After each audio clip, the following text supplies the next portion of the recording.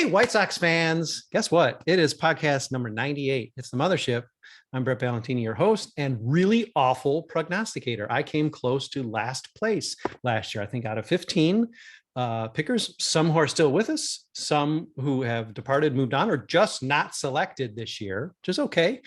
You're afraid. I think we had 20, 21 maybe. Chrystal O'Keefe got hers in a little late. She didn't make the story, but the picks count. She got them in time. It's legit. And she technically now is the defending champion, as James Fox has moved on to some other pastures. And I believe that makes technically the title belt. I believe James was contractually obligated, Chrystal, to leave the title belt with you before he moved on. So you now have that in your possession and you're defending it. So, glad you got the picks in.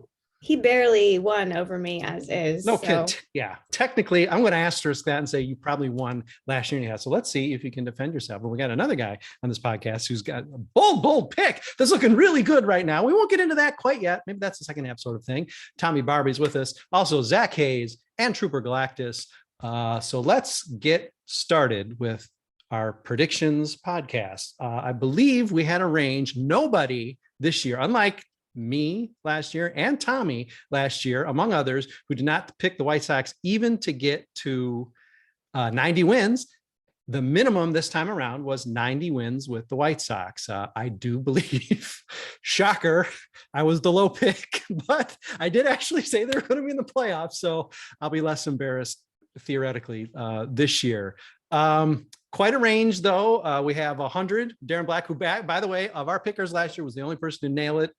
Exactly. He nailed the White Sox record. Exactly. So maybe he knows something we don't. He picked the White Sox for 100 wins, which after this weekend maybe doesn't look so bad. Anybody already uncomfortable with the number of wins they picked for the White Sox? I'll admit I would have liked to. I had it up higher. I moved them down, and now I have regrets. I think I was at like 99 maybe, but now I'm good with it. We're knocking all of our players out early so that they can be completely healthy by, I don't know, June. So we're good. We're going to coast. Hardly needed those guys against the Tigers anyway. Come on.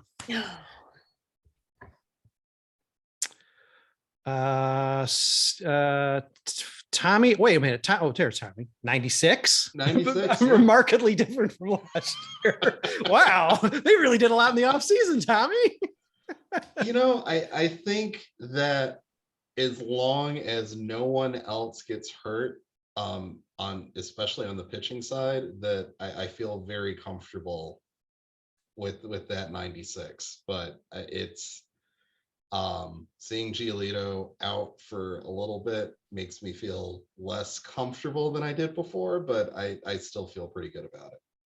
Let's compare and contrast here. Zach Hayes also picked the White Sox with 96 wins, equal to Tommy. Now, Tommy says the White Sox will only win the division by 3 games. Zach, slightly more confident at 12 games, definitely indicating confidence in the rest of the division being poor, which surprises me now, Zach, because you had been talking up at least a little bit, maybe teams like the Twins, let's say. I don't know about Detroit, but the Twins, but yet you still are saying that's going to be a significant pad. And really, there's not going to be another team in the division barely above 500.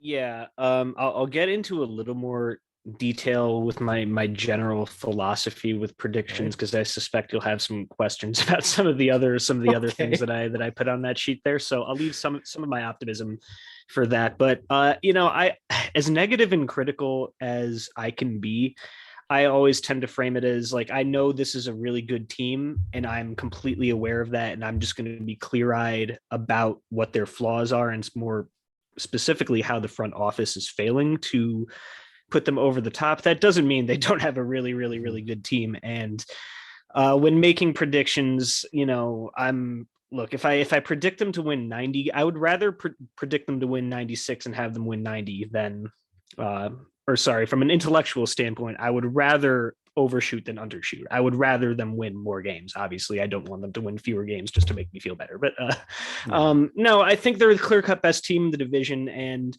while Minnesota or Detroit or Cleveland might be able to give them a run for a little while, there's a part of me that thinks that the rest of the division just kind of going to beat up on each other to the tune of 81, 83, 85 wins. And if the Sox do catch a few breaks, I think 94, 96, 97 wins is very, very, very within the realm of possibility. So I said, you know what, send it. There you go.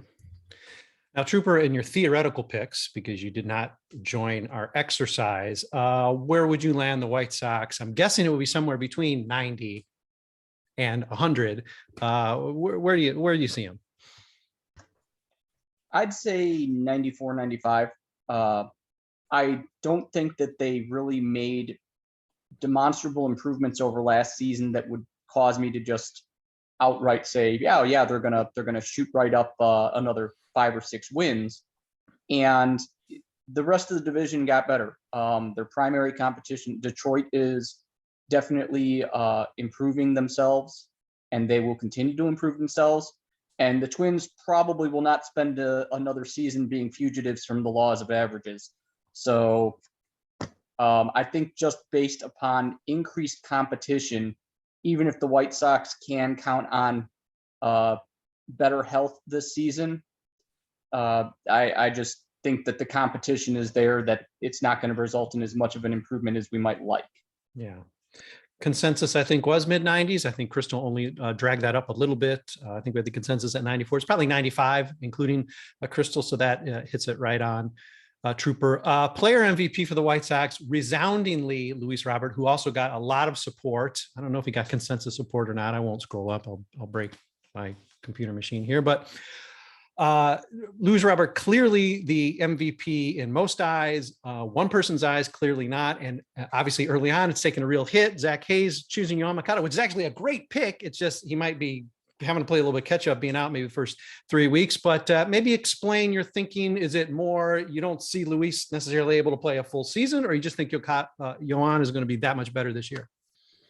Part of it is expectation to some extent. I think Luis could have a really, really good year by any standard and still come off as a little bit disappointing in some ways. I think they're both capable of having equally incredible seasons. I think both of them are just very equally capable of putting up 6 or 7 WAR.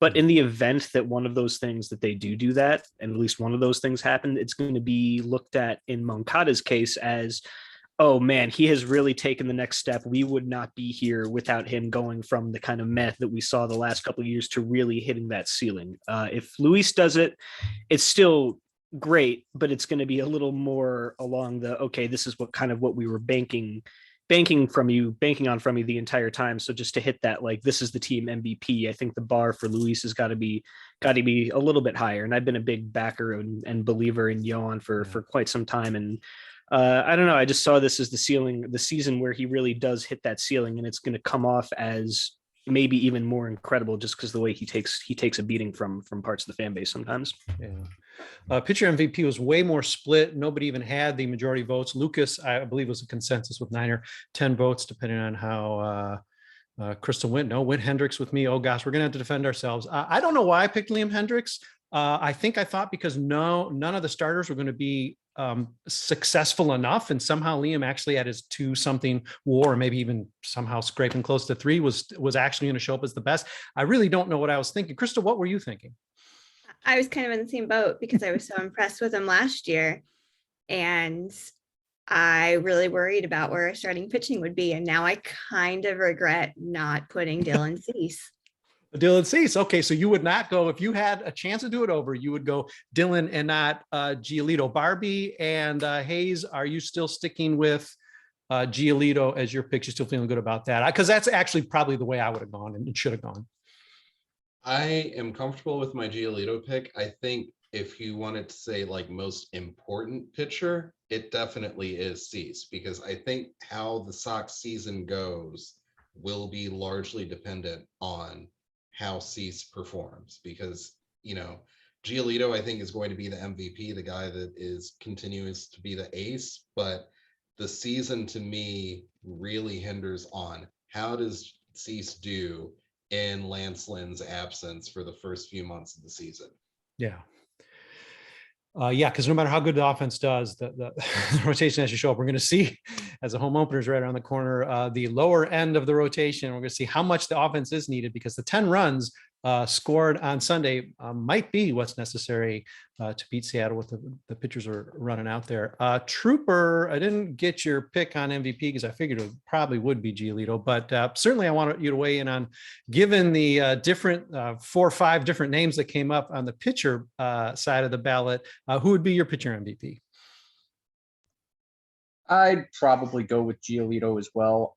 I'm still not totally sold that Cease will ever get his efficiency in game to a point where he's a guy who gives you enough bulk across the course of an entire season to be a true MVP. And if he has let's say he has a season similar to last season, which was a good season, and he's still the MVP, then that means all your other starters just got hurt so much that they're just not providing the bulk that put them over a guy like Cease.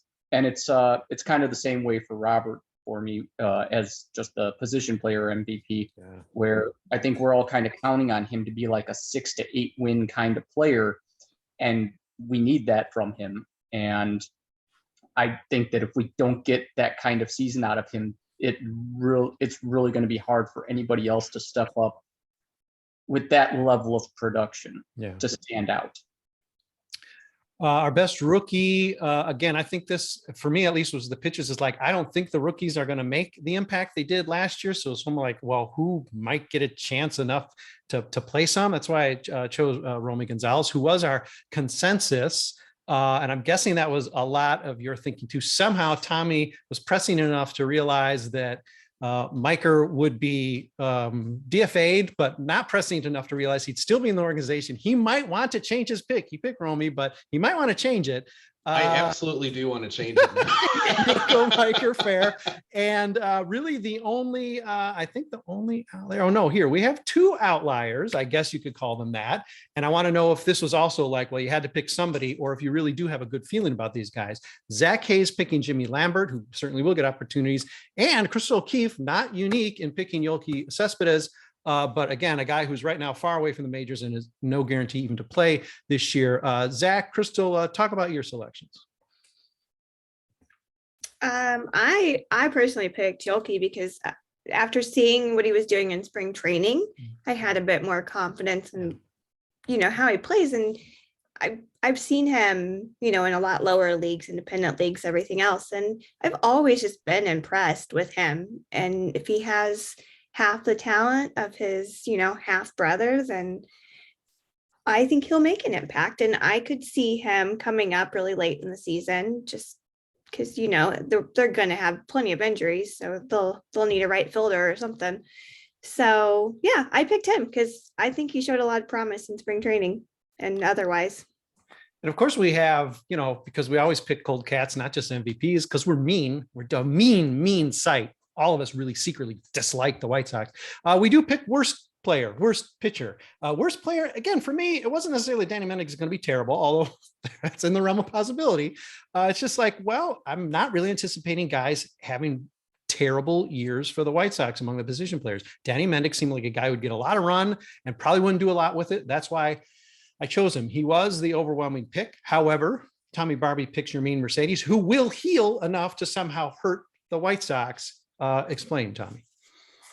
They have him playing outfield. That's a good explanation. The man still doesn't have a position. Every time he updates his Instagram, I have this fear that he's like retiring again or worse. Yes, outlandish. Right. He's a rising phoenix, Tommy. Yeah, I just sure he can hit, but he is all over the place. I'm surprised that he's still an active player in the White Sox organization. I really am, just based on everything that's been going on. And if he wasn't hurt, maybe he wouldn't be. I mean, maybe it's just like, well, okay, we'll just punt the decision. He's hurt, we'll see if he comes back or if he decides to retire on his own or whatever. Who else? Who had the other? Zach? No. Zach was a Mendick man. Wait, Zach never got to defend his Jimmy Lambert pick. Okay, tell me why Jimmy Lambert is going to be a legit rookie for the White Sox. Yeah, I really wanted to pick one of Miker or Yoelki, but I just did not quite see them getting enough playing time, even in the best of circumstances, which really would probably be the worst of circumstances as far as the actual team goes. So in lieu of almost any other real options, I went with Jimmy Lambert because every time I've watched him pitch, be it in the minors or spring training, I've looked at him and be like, I could see a decent number 4 starter there, which sounds like kind of a backhanded compliment, but when it comes to making the major leagues, is not. And I suspect there is going to be a need for a competent number 4 starter. If there isn't already, because I suspect that Vince Velasquez and Dallas Keuchel are, stop me if you've heard this before, but not competent back end rotation members. So I can see a world for sure, especially since Jonathan Stever is still injured, I believe, where Lambert comes up and by necessity gives the team 5, 6, 7, 8, 9, hopefully not even 10 starts and pitches serviceably enough to the point where we look back on it and be like, yeah, those are actually really kind of key, serviceable 4-5 ERA innings that were otherwise going to go to God knows who. And, he could win some games like that, I think. And in which case he's going to be the clear cut rookie of the year for the team, if there is one. So that's my pick in a long nutshell. It's not damning with faint praise in the least, given the fact that Tanner Banks probably right now is our number 4 starter. So no, that is actually, that's, and that does reflect that he probably will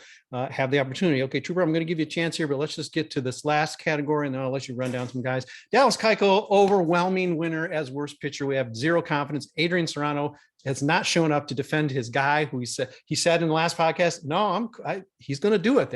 He said something about offensive production for him or something. Hey, listen, I hope it happens.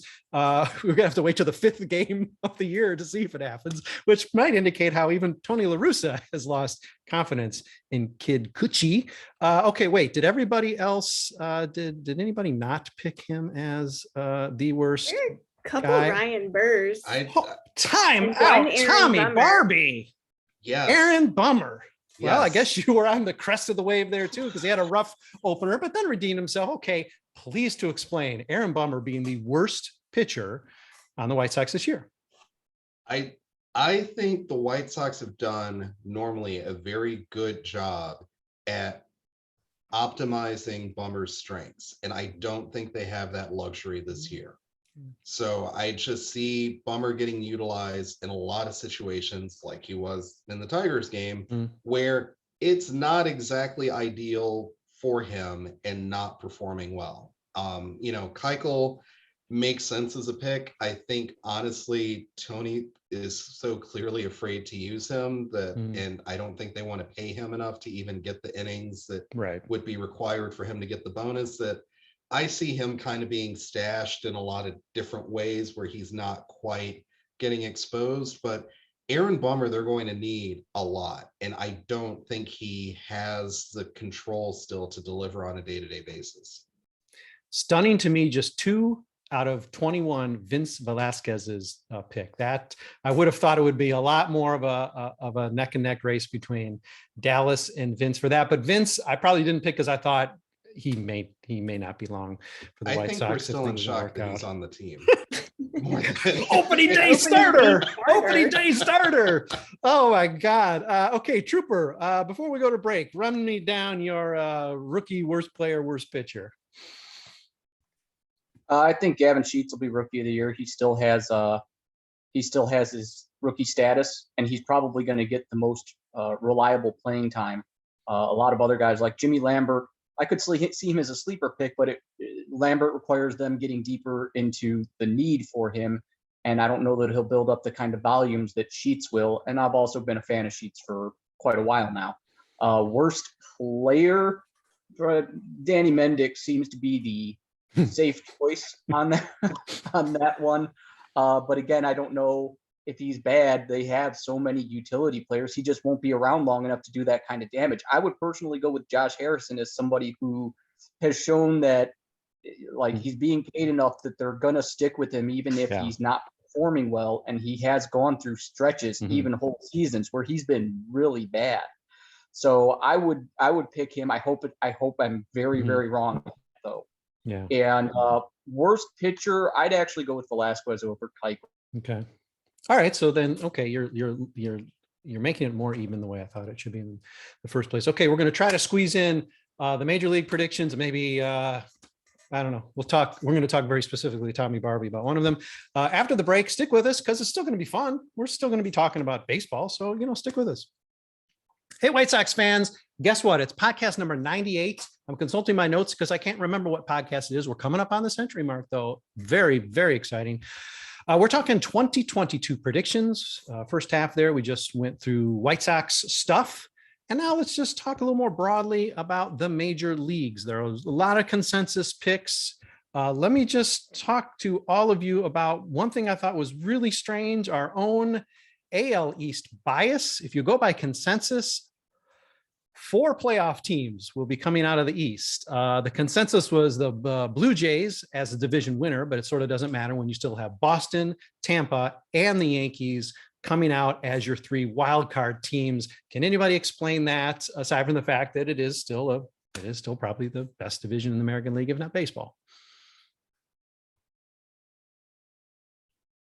Well, you don't have to. I mean, there might just be nothing to explain. Baseball, okay, right? That's a good explanation. And this is why we pay Zach, the big analyst bucks, because he just cuts right to it and tells us what everything's about.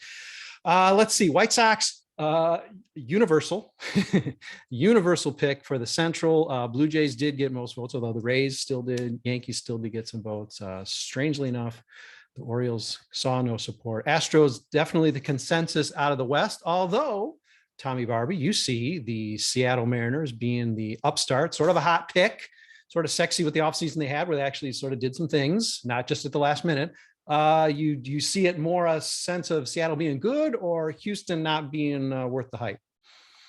A bit of both. I think the Mariners showed a lot of their merit last year, but they have some really talented rookies and prospects that I think will put them over the top. And I think that they just top to bottom are a very impressive team. Astros are a little bit older. I think they still kind of, have that target on their back where people are giving them their best shot. I just think the Mariners could surprise a lot of people this year. Yeah, I got your back on that one, Tommy. I know I didn't get my picks in, but I would absolutely go with the Mariners in the West. They've been very aggressive this offseason. Like Tommy said, excellent young talent stacked up. And, their GM's been very aggressive on the trade market, too. Let's remember that, last season they traded Kendall Graveman midseason, and people thought that was a sign that they were packing it in, and they went on to miss the playoffs just by like a game. That team's got some legit talent, and they got a GM who's willing to make some creative deals to try and get them where they want to be.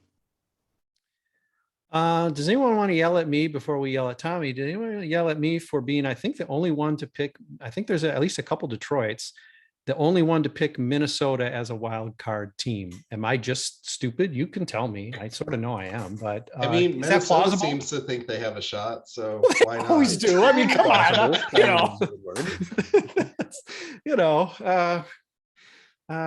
okay, well, let's take the spotlight off of me.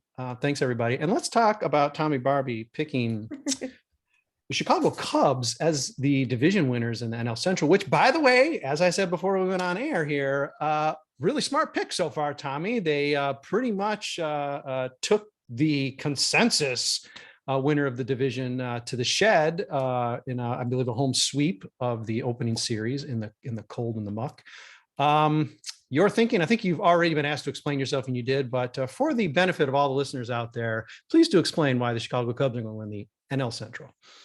Yeah, I was really disappointed in the Brewers offseason. I think that probably they're the one team more than the White Sox where they had an opportunity to make some moves to really solidify their place in the division, and they did literally nothing. And I don't see, the Cardinals brought back, their reunion tour, and that's very lovely, but they're older. to me, the Cubs made a lot of very sensible moves, and I actually think Baez was addition by subtraction. And I kind of see them doing other similar moves around the trade deadline where they will probably solidify their bullpen by trading away some of their other more expensive contracts like Wilson Contreras. But I think that they have the makings of a very good team. They seem to have found some younger talent that is working out for them.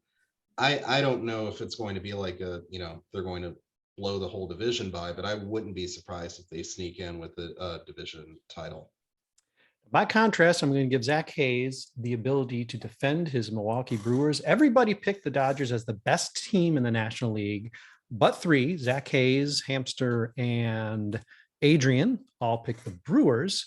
The only one to show up to defend the Brewers, defend their virtue, is Zach Hayes. What's your thinking there? Pitching just too good, all around just too good? Yeah, the Dodgers have a better roster top to bottom because they have a better roster than everybody top to bottom, but it's pretty close. I think the Brewers pitching staff is by a considerable margin the best in baseball, bullpen included, and they've got more than enough offense to get it done. I think it's a close enough battle talent-wise that the fact that the NL West is going to be a gauntlet while the NL Central, at least the top third of the NL West, top three, whereas the NL Central is not, gives me enough confidence to give maybe that 2-3-4-1 game margin for the Brewers over the Dodgers to take that one seed. I think it's going to be close. I mean, the Brewers won 98 games last year. It's only because the Dodgers and the Giants really went so crazy that kind of flew under the radar. But if they win 98, 99, 100 games again, I think that could very easily be good enough for the top seed. And I think they're very much good enough to do that again, even after starting the season like they have.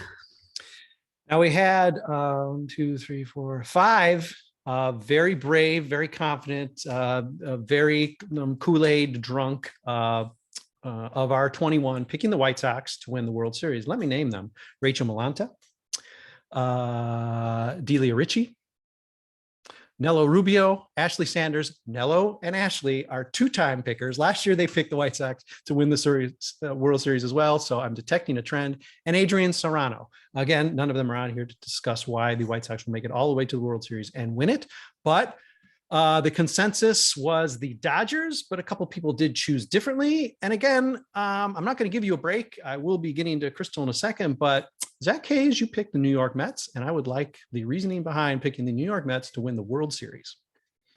Again, top to bottom, just a really good roster, not the best in the league because the Dodgers exist. But when it comes to the playoffs, I'm not like a super serious baseball prediction man, and there's not a lot of people who have a vested interest in my super serious baseball predictions. So I like to, look, if I had a ton of money on it, I'd probably pick the Dodgers. Yeah. But I think the Mets are good enough to win the World Series. And I would just like to imagine a world in which you have a healthy DeGrom and Scherzer going back to back in the playoffs with like Chris Bassett on as your number 3 right there, which is great. You still have Carlos Carrasco, who's just a generally likable individual there too. I think it's going to be a fun team to root for at the end of the day. And I mean, the cliche is that anything can happen once you get there. And I think we would be actually talking there. They're the Mets, so we kind of want to laugh at them instinctually. But if it weren't for the Dodgers being so dominant in all facets of the season and the off season, I think the Mets might be the fun favorite in some ways. And Chrystal, your pick for the Blue Jays winning it all isn't crazy. We had a number of people picking them to get to the World Series, including myself, even though I did not pick them to win the division because I'm so smart. I'm thinking, whoa, look, a wild card team makes it to the World Series, even in this strange year of all strange years for wild cards. Why not pick them? I'm stupid. But you smartly picked them for the division and to be the best in the AL, or to win the AL and to actually win the World Series. And your thinking is what? Too much offensive firepower combined with adequate enough pitching? Yeah, exactly. I mean, they made really good moves this offseason as well. And I feel like they're going to come in, like Miley Cyrus says, like a wrecking ball and just take Zach, don't make that face. I saw that. No, that was joy. I think they're just going to wreck that division. I mean, you saw what they did in Houston. They were down 7-0. Houston got cocky or not Houston, sorry, the Rangers, Texas Rangers. They got really cocky, and then the Blue Jays just dominated and came back and won 10-8. I just feel like they are going to be the team to watch, the team to beat. I'm dreading buying tickets for a White Sox Blue Jays game around my birthday because I don't want to watch the White Sox get blown out by this team, but I think they're just going to be the team to beat this year. Chrystal, I'll point out again, because sometimes I can be smart. The Rangers also remembered they were the Rangers, and that sort of allowed that comeback to happen. But okay, Texas, I love you. Spent so much time behind your bars. Okay, Trooper, World Series pick. What's your World Series pick, and who's going to win it all? If I had to go with somebody, I'd probably bet on Toronto. I just think that offense is just going to obliterate every pitcher that is put in front of them. It's well balanced. It's got power throughout, and it's a lot of young talent at that. It's not a lot of guys that you look at and think they're about to dive off of a cliff. So I just really think that their aggression and in supporting the guys that they've brought up on their roster, like Vlad Jr., is really going to pay off. They're not going to have an easy go of it. The White Sox match up with most anybody in the American League in a playoff matchup. So, and you still got the Yankees are going to be there. The Rays are going to give them a slugfest all throughout. But I don't think the AL West is going to be that much of a factor this year. I just don't see anybody. I don't see any of the teams in that division. Even though I think the Mariners are good, I think that in the playoffs they won't have the kind of depth and firepower that you need to really get through the playoff grind. On the National League side, Padres and Dodgers seem to be the standouts. Yeah.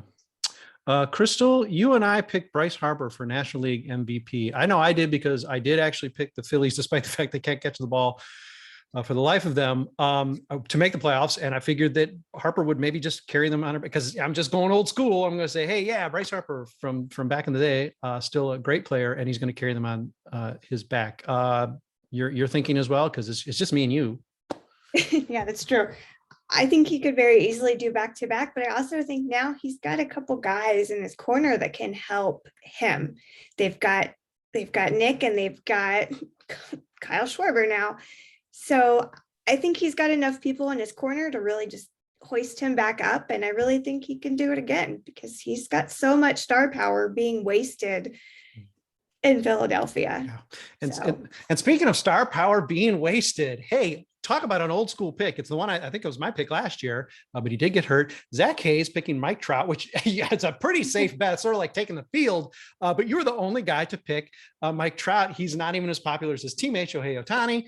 Why Trout? Just you figure he's going to come back like a monster and just go bananas this year? Yeah, how quickly we forget. Yeah, I was really surprised that I was. I mean, until a healthy Trout, I think is still the best player in baseball until proven otherwise. I don't know if anyone was watching the Angels game. I think it was yesterday where he hit his first home run of the year, where he just turned around a 99-mile-an-hour fastball from Ryan Stanek and deposited about 450 feet into left center field. He's still got it, and I think if Trout plays a full healthy season, he's still going to be head and shoulders the best position player in the game. So I'm going to, again, err on the side of optimism and say that not only do we get a full season of healthy Trout, we still have not seen the last of peak Mike Trout, where we're going to be like, oh yeah, right, this is probably the greatest player of all time in front of us right here. Yeah, he's been playing for so long. He's so old. Oh no, wait, he's not old at all. He's still like, he's still who cares if he's got like 100 WAR or whatever he's got already. But incredible AL Rookie of the Year race. I mean, you almost can't go wrong with picking like any one of five guys. We were pretty split as well. Bobby Witt Jr. has already sort of shown out. Torkelson, we just saw this last weekend against the Sox. Not spectacular, but definitely looks like a guy who could do some damage and is going to get the opportunity for Detroit. He's going to be there all year, it seems. And who's the guy out in Seattle? I think was that a Barbee? No, Barbee picked Torkelson. Trooper, let's just pretend we're all tied. How do you split a three-way tie or a however many way tie for AL Rookie of the Year? Who's your pick for AL Rookie of the Year? Yeah, I'd probably go with Torkelson. He's getting the playing time, and I think just he has the type of production that is weighted towards things that voters like to see. Because say like CJ Abrams, he might be the more valuable player, but he's also playing a more valuable defensive position. So he could wind up with the higher WAR, but I also think that his offensive production is the type where he's not going to have like some outrageous number of home runs, a huge slugging number. Like he's going to have a more even triple slash, and Torkelson's the type of hitter who will be heavily weighted towards slugging and home runs. And I just think that voters traditionally go towards that. The only other award I think I need to mention before we split for this podcast is the fact that Rachel Malanta and Trevor Lyons are truly, truly White Sox fans. Rachel, new to the team, but truly has caught up to be a great White Sox fan, picking Carlos Rodon, just wanting to hate themselves and picking Carlos Rodon as the NL Cy Young winner. Oh my God, we'll have something to talk about. That's a whole nother podcast, but we'll definitely have something to talk about if that actually comes to pass. Hey, just 24 hours from now, you'll have the home opener, the home opening pregame podcast. Maybe some of these folks right here on this podcast will be joining me for that, but we'll have that 24 hours after that. We'll have minor league podcast. We're going to have all sorts of stuff.